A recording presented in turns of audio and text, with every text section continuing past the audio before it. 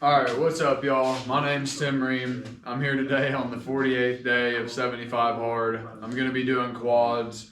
I haven't filmed for like 2 days. I did chest yesterday, but I've gotten so many of those on film, I just decided to do them at the gym. So I'm going to end up doing kind of a split today. I'm going to do quads here at home, and I'm going to do hamstrings tonight at the gym just to kind of finish them off on a good split. I'm going to start out with some abs, and yeah, let's get right into it, man. Bodybuilding career, and I still use them to this day. On this podcast, we're going to speak to peak performers who are at the very top of their field. We're going to look at their mindset, habits, and routines that have made them elite. And I want you to take advantage of the lessons they teach so you can achieve your own goals faster. I would love it if you share and subscribe. I am going to throw one extra workout in there that I usually don't do on quad day. It's going to just be like regular Romanian deadlift, which is a little bit more hamstring and glute intensive, but you know, once I've already pre-exhausted with a couple other of those quad movements, then it should do just fine, and it should still work. I mean, it's going to work all around leg and all that stuff too, but I'm going to throw that into the mix too. And honestly, I don't want to do it at the gym tonight, so see how that works. But it's always going to be much better in person. all right. You know, like Rebecca and Tom Platts, people like that. Are they ever going to be in Spain? Probably never. No, that's it. It's not going to happen. None of the finances have actually said, "Look, I'm going to fly you in, put you up, and all that." Exactly. So, yeah. So I do my best. But if somebody in town, yeah, I'd love to do it. But yeah, I don't want to do all bodybuilding stuff. Just interesting people. Like bodybuilding is a big part of my journey, but it's not everything. So trying to introduce people into a different way of thinking. Even bodybuilders, it's like great, but is that serving you now? What you used to do in the past was appropriate then, but is it appropriate now? And do you have the courage and the balls and the fucking wherewithal to actually realise that you need to change lanes or make changes? it's funny, isn't it? Because obviously, once you're in bodybuilding, that's it. It's laser focus. It's tunnel vision. It's this is all that really matters. Which is a useful skill to have. Yeah. But it can work for you and work against you, can't it? Yeah. You need that in bodybuilding to get to where you want to be. Anything else, should imagine. You want to be really good at something. It's not fucking part-time. No. Is it? It's like it's your life, man. It's every ounce of your fucking being has to go to that, because otherwise somebody else is going to be putting more in. Get ahead, So that's the nature of the beast, isn't it? But, often people just get stuck in they get stuck where they're comfortable. Fuck. Abs are sore for some reason. I haven't done it for probably 3 days. 3-4 days maybe. But it's It's like maybe one of the movements I did at the gym yesterday. It's weird because I kind of preferred doing chest at the gym. They've got more kind of specific type of machines for chest that I liked, but now that I've been doing it at my house, I prefer to do it at my house. And like my cable, especially like cable flies, I don't know, I guess the base of the pulleys are closer together. I feel like it's just a better range of motion for me here at the house. So I don't really feel like I wasted a chest day yesterday, but I don't feel like I would have got everything out of it like I would have had I stayed here and did chest. So it is what it is. You know, if you're busy moving around from gym to gym, that's something you're going to run into. So you got to learn to just get it in where you can.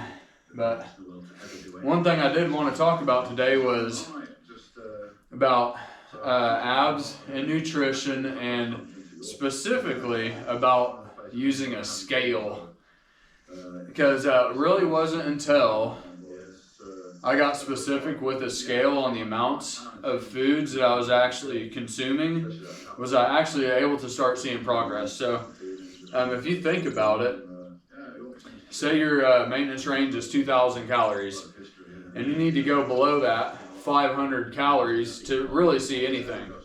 You're not wanting to cut too drastically. You're just wanting to dip into it 500 calories. At that rate, 500 calories over 7 days. That's 3,500 calories. That's a pound of fat a week, just on autopilot. So, but the thing is, like, a lot of times, especially on like dry foods and even liquids, like that 500 calories right there is the difference in between you losing weight and you just maintaining. And like I would go and read the back of labels and be like, okay, it says half a cup of oats is 150 grams, or is 150 calories, and it's 50 grams. Well, I would take the scoop out and literally even it off and be like, all right, that's 50 grams. And I was eating that. And then I actually bought a scale. I was like, dude, you know, I'm gonna get precise. And I didn't realize like how much of a difference it would actually make. But dude, I would take like a half cup of oats and put them on the scale. And it was like 60 grams. I'm like, damn, dude. So right there was an extra 100 calories just on accident, okay? So now that's, instead of a 500 calorie deficit, I'm at a 400 calorie deficit, okay? And then if I do that on other different things, I'm kind of not really weighing them out, but just using like a measuring cup to measure this stuff, it's probably not precise. And I'll tell you right now, that 500 calorie deficit is going to start narrowing and narrowing and narrowing, and you would be surprised at how much of a difference it makes. And I don't know, just the label in comparison with the actual portion size that you're using. It's like, damn, dude, like I didn't realize there was actually much of a difference there, but there actually was. It made the difference in between me losing weight. If you're only at like 250 calories of a deficit, I mean, that would take you 2 weeks, you know, basically to lose 1 pound of fat. Like you're not even going to see that on the scale, you know, from day to day. Like it's going to be so minuscule. It's like you might as well not even be doing it. Not really, but you get what I'm saying. Everyone knew in the afternoon I wouldn't be around, and so somehow it started that this is when I had my dialysis. I was at the dialysis machine at home in my bedroom. So that's where I hooked myself up. You know, crazy rumors like that. You know, back in the day, and all the, you know, the gym. Something would happen in London, and we'd hear it north by the next day. Everyone knew. Just with the phone, so that's how it was back then, rather than the internet now. So there's a lot of rumors and stuff like that. It's a different way that the information went around. Yeah, absolutely. So, well, I mean, look, let's we've done so many podcasts before. At the start, at the beginning, where did it all start for you, and how did you even get involved in a sport like bodybuilding? Well,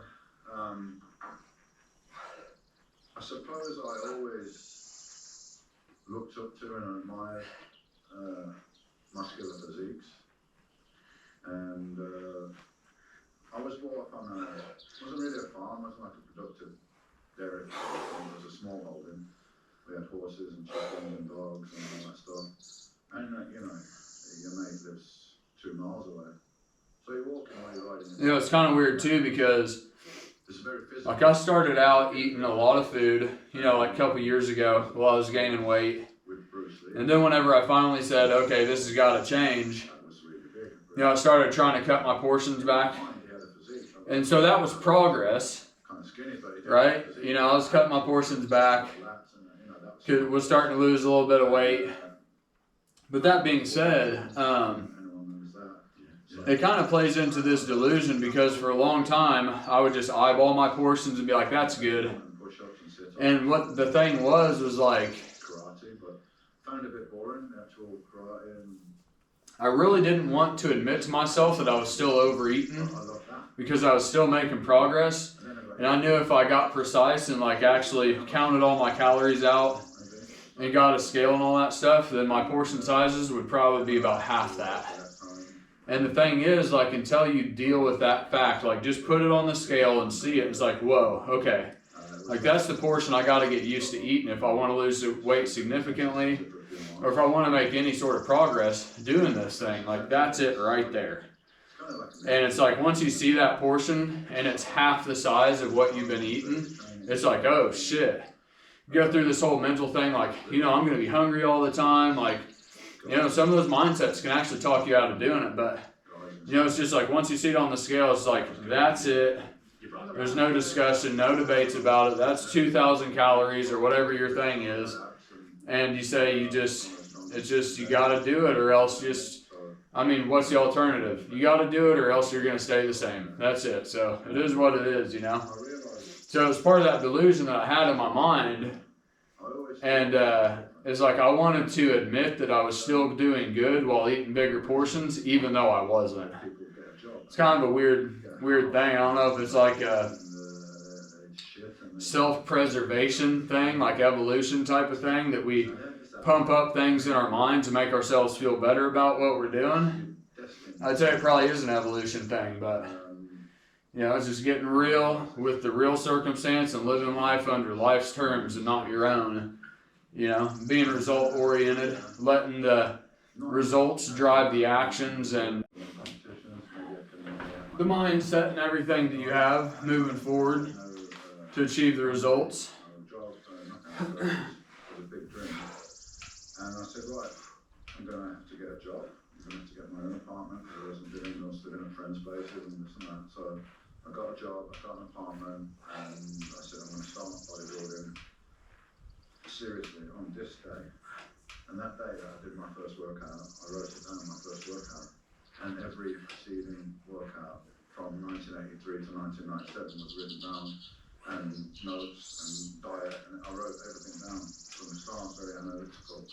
And so it wasn't like I drifted into it and I did okay, and then somebody said, oh, why don't you do competition? And well, I didn't drift into it like that. I came to make it a career because I've got something I can work with here, and I think I'll be quite good at it. So, and I really enjoy it.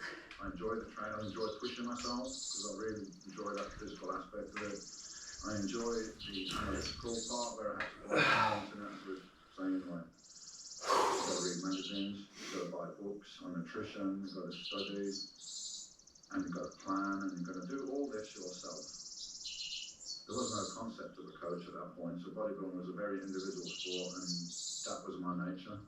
Did you have any? Yeah, I like what Dorian, I got an interview on with Dorian Yates right now, and he basically talks about how you have a team sport, and then you have basically bodybuilding, and bodybuilding's all on you. Like if you go out there, you're not shredded, you're not jacked, that's on you. Like I kind of like being in that position. So I think like rich people like tennis and golf, because it's just like there's nobody else to fucking blame. If you don't win, it's because you weren't fast. It's because you were slicing the ball. Like it's something about you. And it's an individual sport where you have to be the one to refine yourself and your game to be able to compete. And whenever you lose, it's all on you. But whenever you win, it's all on you. And you actually do this kind of like, you got to increase your knowledge. You've got to increase your skills. You've got to increase everything about yourself. And you can't blame a teammate. Oh, he was, you know, dropping the ball, fumbling the ball. Like, just all bullshit aside, it's just like, you're the only one standing there. It can't possibly be anybody other than you, you know? But, you know, that's kind of why I like this, not in a sport, but it's why I like bodybuilding and weightlifting. It's like, I'm in here challenging myself. I'm not here challenging other people. Like, I'm trying to expel my own demons, you know? It's like, I like the one set to failure too, because it's just like, you're fighting demons, dude, the whole time. Like, there's fucking, it's like, quit, and you just fucking push them back, dude. I feel like it gives you good momentum and mental toughness moving through your day, you know? I heard it fighting demons one time. I like that analogy. Yeah, you got the chance to beat these guys, and you've been training for less than 2 years, and it was really hard to take in. I mean, I know I was good, but this was something else. So then I really started thinking, wow, you've got something here that maybe you can be a professional bodybuilder and make something from it. So it happened quite quick, but to answer your question, no, I mean, Ron was helpful in that way, in that he was a judge at the Mr. Olympia, a well-respected personality in the bodybuilding scene. So he knows, and he was telling me, you can do this, but he wasn't telling me how I do this. he was asking me already how to train, and I was teaching him about training in the gym, even though it's been around for 30 years, because I've like analysed everything, and I've like created this system of intensity. All right. And it's totally different from what everyone. Start doing leg extensions. Gonna warm up with a few. Get my knees going. Get my knees warmed up.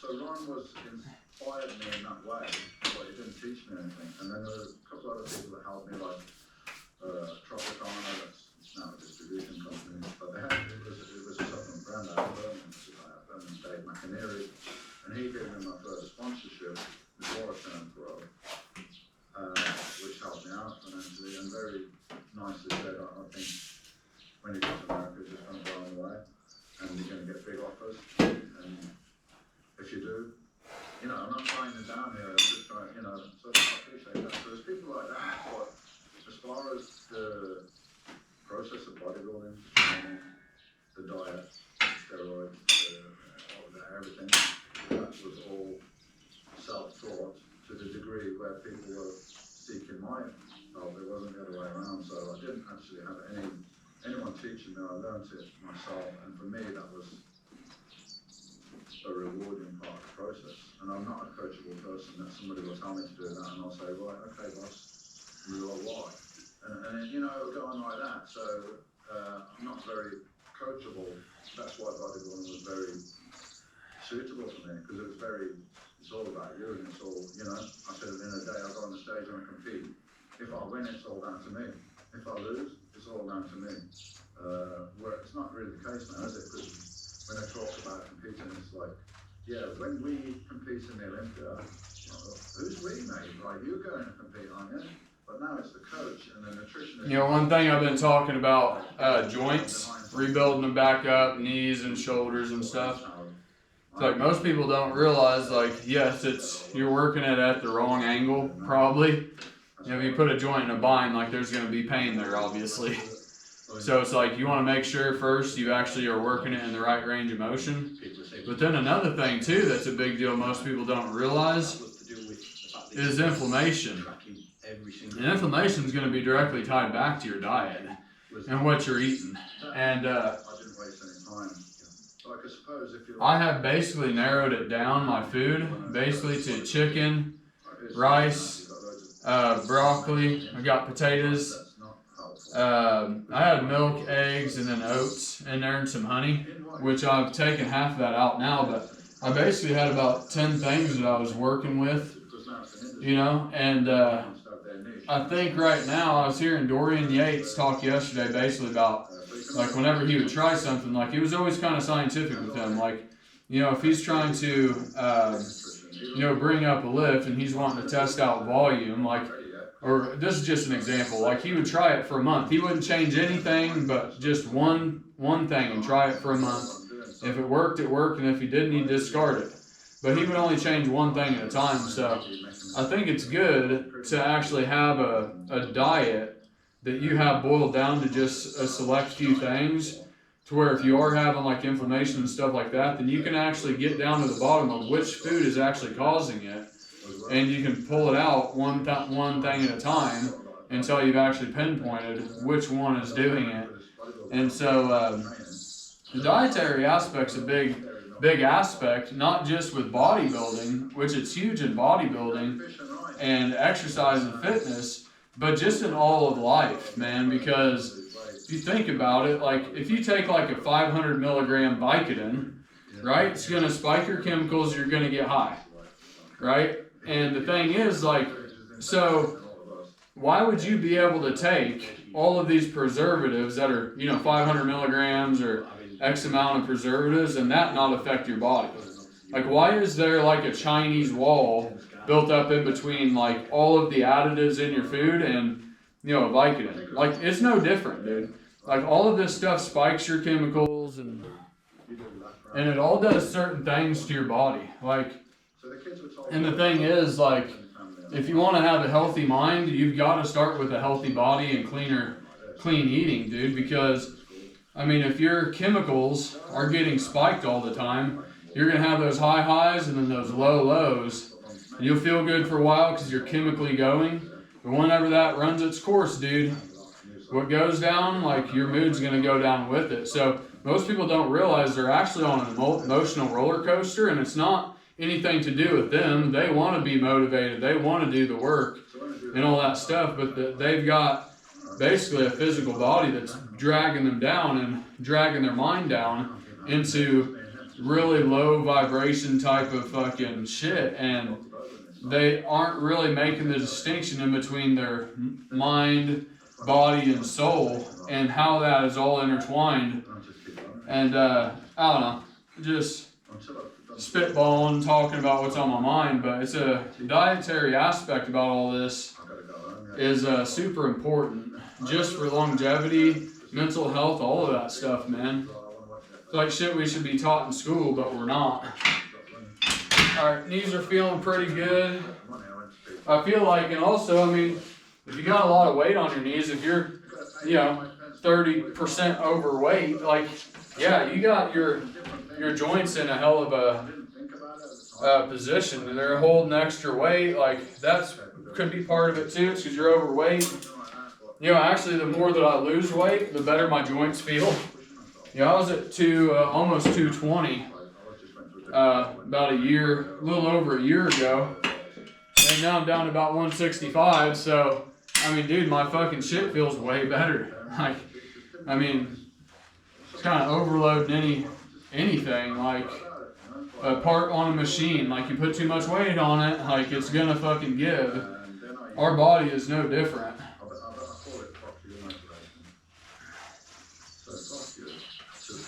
Anyone in my life that said I couldn't do it, wouldn't be there, whatever. So I took all the negative things, I took all the anger that I had about my life, what happened, whatever, it doesn't matter what it is. You take it all and put it all into the training. So it's like a chemical process of turning something negative into something positive. So I took all that, put it into the gym, put all that into the workout, got rid of all that anger, all that negativity, all that aggression, but used it to build something, to turn it into something positive. So that's where it comes from as well. I had that inside me, which of course a lot of young men that can be. Go one more warm-up set, and then I'll start increasing my weight on this. Basically gonna pre-exhaust with the quads with leg extension. Gonna pre-exhaust the quads with leg extension. I'll typically move over to squats, but I'm gonna do the Romanian deadlift first, and then get into the squats. I feel like I'll pre-exhaust the quads and everything even more by the time I get to squats. So I actually might have some sort of an isolated, focused workout. As far as the quads go, most of the time whenever I'm doing squats, I'm just like, I'm feeling it in the whole leg. And I'd like to try to figure out a movement that's a little bit more, almost like really bulky, heavy, quad isolated type of workout. So I'm gonna see if pre-exhausting with a couple movements first does that.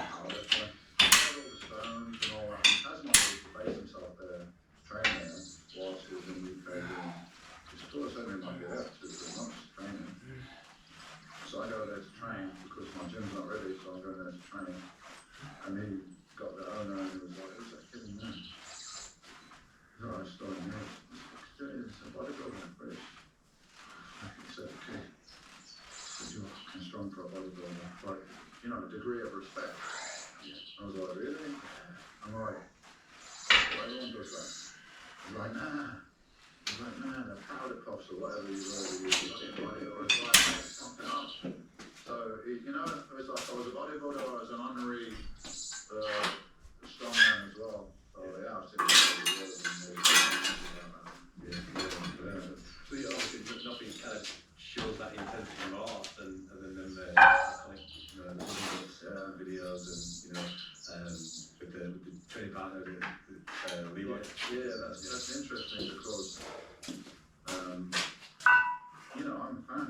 I started as a fan and everything, so I'm always looking for inspiration, and I'm watching the videos, whatever training videos are available, or a bit of training. I used to do this one before the Olympia where they show the guys training Gold's Gym, and I'm looking and I'm like, this is like, did they really train like that, or they just pumping for the cameras or something? But I realised that at that point, you know, it's not like anyone's got a camera or a camera phone. These things don't exist. If you want a film camera, you don't have to go rent it. It's not like something that anyone had at that point, yeah? So then you get like a film production company to come and film the training, and of course they're looking at from their point of view, which is lighting, shadows, sound, second take, third take, and all that stuff, yeah? So, God damn. that don't look inspiring to me. So I said to a friend of mine, Kevin Morton, that's a photographer. I said, look man, can we get a camera? And I want you to come in the gym, yeah? And film me when I'm training. I'm definitely gonna keep cutting. This is my first year I've done it really.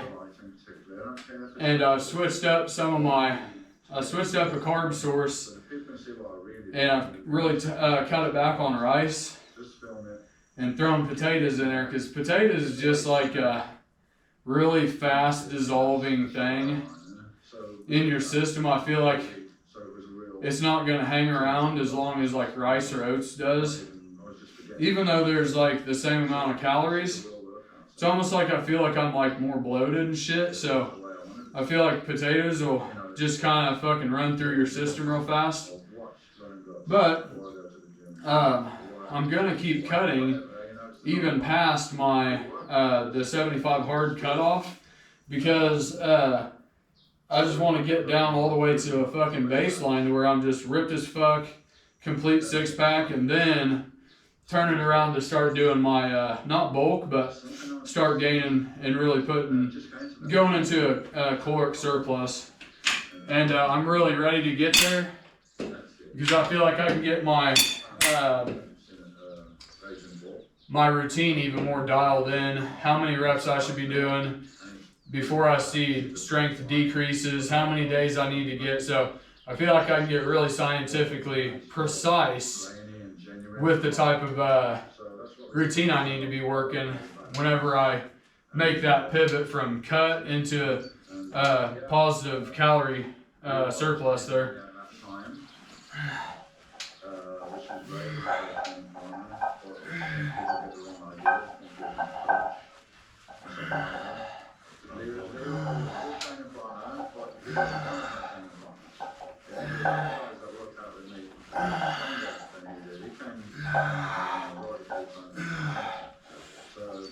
Sometimes people get the wrong idea. I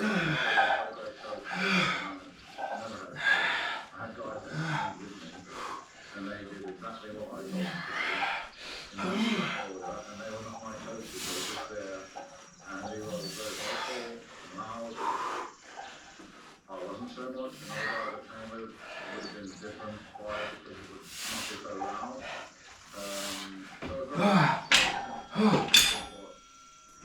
I think it adds to it, doesn't it? It's entertaining, yeah, it's entertaining, but it's not actually, like, I had other guys that just, like myself, were just like in their ear, that's enough sometimes, so it was great, well that's the thing, I had other guys, I feel a bit bad for the other guys sometimes, that's why they were in the trenches with me for 4 or 5 years, and nobody ever knows them, so Leroy was a great training partner, but so was Kenny and a few other people that trained with me. But I achieved what I wanted to achieve. That was exactly what I wanted to do. Holy shit. Let me answer the gym. You know, and that's, I don't count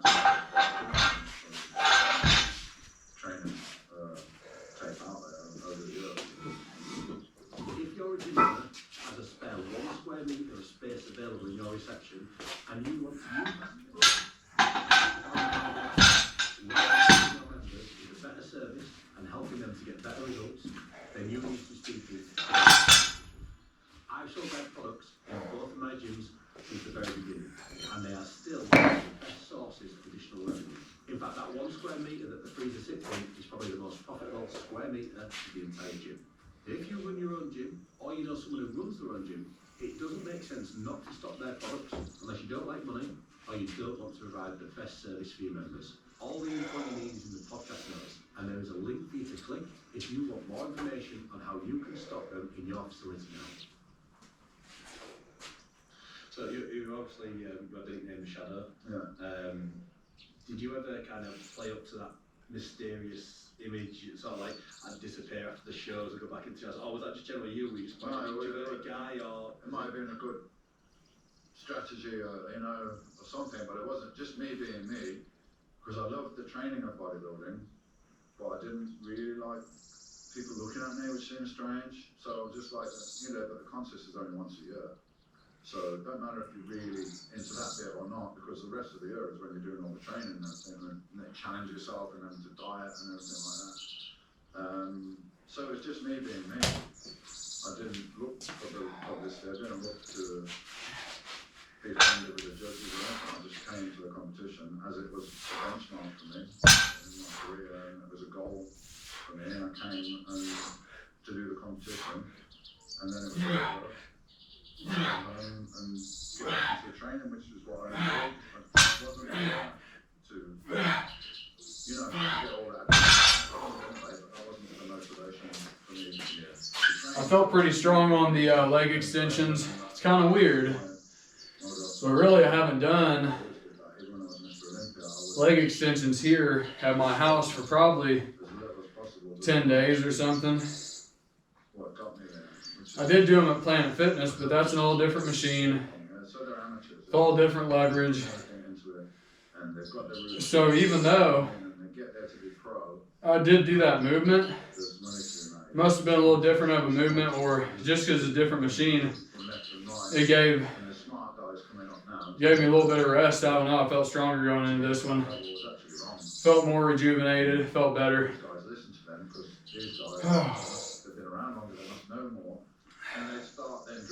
Even just resting and exercise, like if I do 5 exercises for like a leg workout and I take one of them out and just rest that movement, whenever I come in the next time, I'm usually stronger on that movement. So it ain't necessarily like, you know, you need to take an entire day off of legs or whatever, but you're just kind of sometimes just kind of pulling a movement out and giving it rest. Especially if you're doing like, I mean, it's going to be more, as you get stronger, those weights are going to increase. And that means that the stress on your body is increasing too. But you've only got the same amount of finite resources and recovery ability.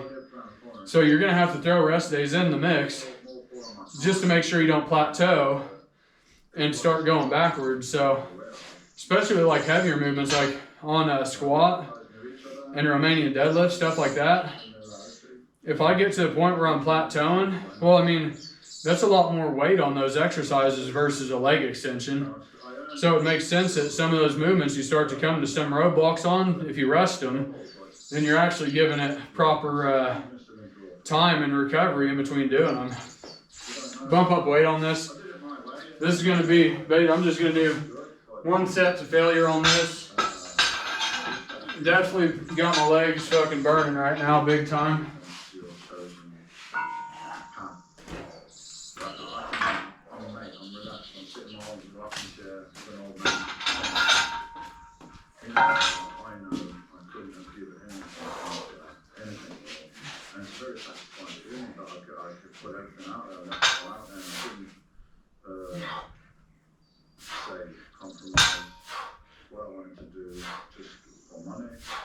So I try to keep a balance, and it's a hard thing to do.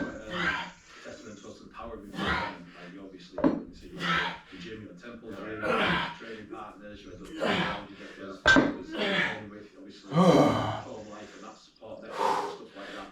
Like how is that sort of you coming For me, it was very important. My feet on and people that I know and have known me for a long time, and they'll be like kissing your ass and blowing smoke up your ass or something, because you know, I'm just storying that they knew I was storying before that I was a bodybuilder, they knew me then. So that's very valuable. Like you move away, you get so much people pulling on your time, and you know, everyone's around you, right? Telling you great. Alright, go over here to squats. You know, that's what you realise. I mean, when you're young, and, you know, you're successful, you think, you know, I'm the greatest and everyone loves me because I'm me. No, mate, they're just there. For whatever reflected glory or money or whatever it is they can make, you get a lot of new friends. Yeah. You know all those new friends I made? Anymore. I got my old friends that I always had, you know, and you go through that. So I've seen it a lot of times, guys that are really good amateurs and then they get lost and they go to the pros and there's money and, you know, it's distractions. You get fame. Catch my breath here. Parties, women, opportunities to make more money, it's pulling you in different So directions. you just stop doing the things that made you actually good in the first place. Yeah, and then you go down. So I did consider moving to the States just because of that. I could have made a lot more money, probably. But I didn't like being in the limelight. And I just wanted to train, I just wanted to do my thing. And it was always like that from the start. I was never in like, I'm going to do bodybuilding because it's a stepping stone to the movies or whatever. No, it's purely, I just want to do bodybuilding. And I want to be the best bodybuilder I can be. I want to see how far can I take this. And I was at one point in territory where nobody had been as big or combining muscle size with conditioning. And so I was in a whole like new territory, which is, that's what I set out to do. Yeah. So there's on top of like there's Arnold, I think he's saying that the wolf on the hill is not as hungry as the wolf climbing the hill. So it's like, how did you drive to become Mr. Olympia differ from the drive to keep retaining, and you know, how was the mindset different? Yeah, interesting question. Because what I call fuck you motivation is coming from feeling you're an underdog and then you need to fight to, you know, because you're an underdog and everyone's trying to keep you down, and I had that. Everyone thinks I can't win because of X, Y, Z. Oh, I'm winning now. British champion now. Yeah, but everyone thinks you can't be a pro because you're not American, and Americans better. Fucking, I'm going to show them. Go to America. Win the pro show. Then I'm going to Mr. Olympia. Lee Haney's Mr. Olympia. Well, I'm just a kid from England, so I'm still the underdog. And Lee Haney's 7 times Mr. Olympia, and he's got money, and he's got everything. And yeah, so you know, I didn't.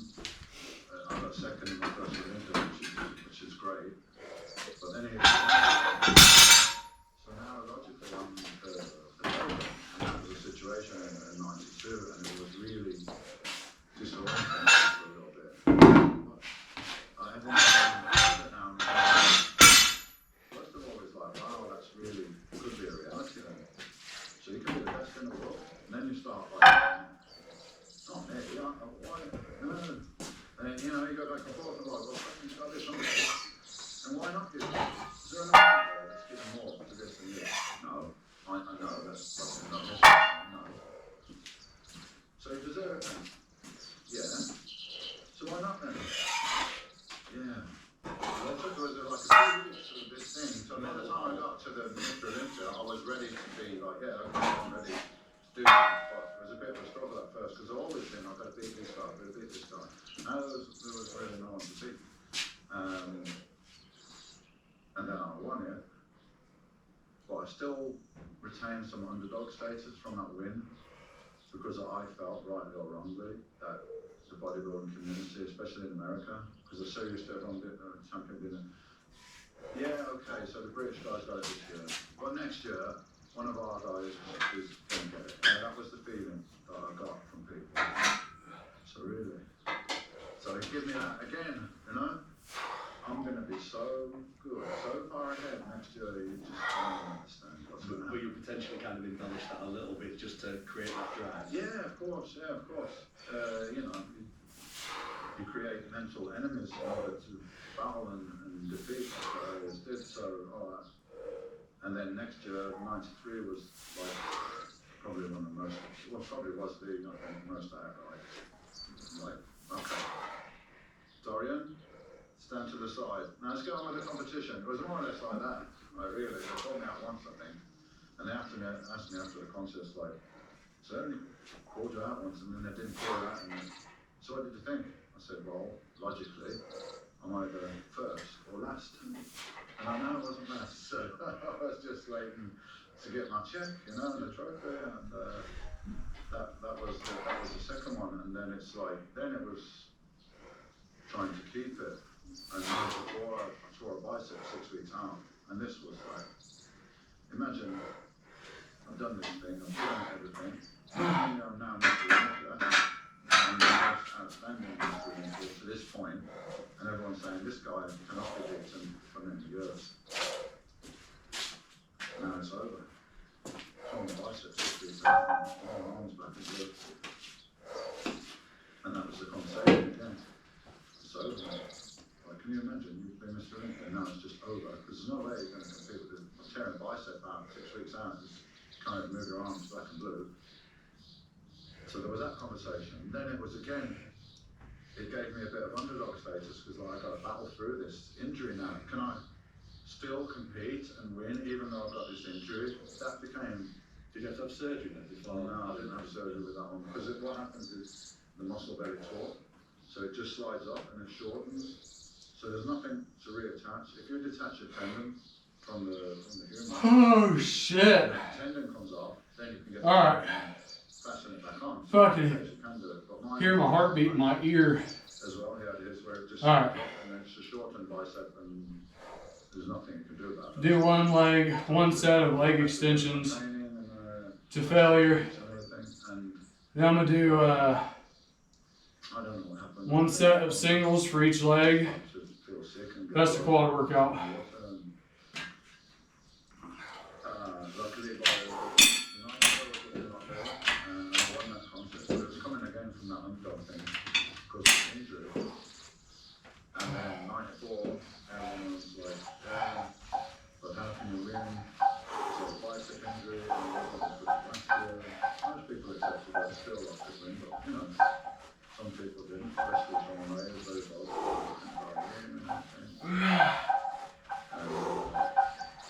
I remember Triceps was amazing, saying, you know, Roman's had his day now. I suppose he can carry on, get paid and stuff, but obviously it's over as a Mr. Olympia. Really? So I remember, you know, turned around again and then 95, I was arguably as good as better and 95. So every year was a different approach, you know? Can you explain that feeling with it? Because essentially that is like, you know, winning the World Cup in football, we're doing it 6 times. Everyone would have their own experience of winning, I suppose. But I learned, I think, you know, you learn these things about yourself as you go through the process of life. I learned, because my dad died when I was young, I never really wanted anyone to see me crying about it at school and all this stuff. Because, you know, it's a different day back then. You're a man there, you're not supposed to show your feelings and all that was just the way things were. So I was very good at expressing my emotions. The guy wins a contest and it doesn't, like, the expression doesn't change, like, or something. But when the first Mr. Olympia I won, I felt like I was going to break down and cry. And if you look carefully, there is a picture where I'm biting my lip. Because it's like, it's a reaction to suppress that feeling that you're going to break down tears, and I couldn't fucking do that in front of people. So it's a point where I'm just biting my lip to suppress that. So I had that overwhelming feeling of joy on the spine and suppressed it, so it looked like I wasn't that excited, but I was the first time. It was surreal. It was like, my whole life has been dreaming about this, and now it was just a surreal feeling. And then after that, I was so focused and so visualizing that I had won. So much in my mind, it's a glorious fact that I won the competition. So when the competition's over and they give me the trophy, it's not like, oh wow, really? It's I can't believe it. Oh God, and before I was talking about this stuff, yeah, but I knew I was going to win, so I'm going to now. It's over now. Now you're going to take some pictures backstage. Oh, really? Shit, I just want to go eat now, yeah? Do you still follow Bodybuilding these days? Yeah, you know, because online and everything, and I go to the next Olympia, I didn't go to Boston this year. People get upset. I'm not interested, like, really, at this point, in competitive bodybuilding, because it's not my life. I know my life is contains so many more things. And bodybuilding is a huge part of my life. And, you know, when we're sitting here talking to you today, if it wasn't for bodybuilding, and it continues to be, you know, I like to go into the gym and I like to train, I like to coach people in gym because I love this for me, bodybuilding's about the challenge. Oh, fuck. Oh, shit. Mr. Olympia. I know I've said this a lot. Most people have a weak side and a strong side. My right side is my strong side. And my left is always kind of lagged behind. Well, my way around that was basically go to my max with my weak side. And whenever I go to do it on my right side, stop there. Don't do any more even if you can. But since I've been doing that, I'm starting to notice my left side's getting fucking strong. It's starting to look bigger than my right side. I'm like, oh, that's fucking weird. But, so it actually does fucking work. Alright. That was the culture, yeah? Now, there's 100 times more gyms. There's gyms on Okay, so that was a quad workout for day 48 of 75 hard. Still got one 45-minute workout to do outside. Go do that here in a little bit. But appreciate you guys hanging out with me. If you like the way that I break down the workouts and walk you through them, the type of stuff that I talk about, please share, like, and subscribe. If you don't like it, all good, dude. We'll part as friends. But yeah, that was day 48. All right, I'll see you guys.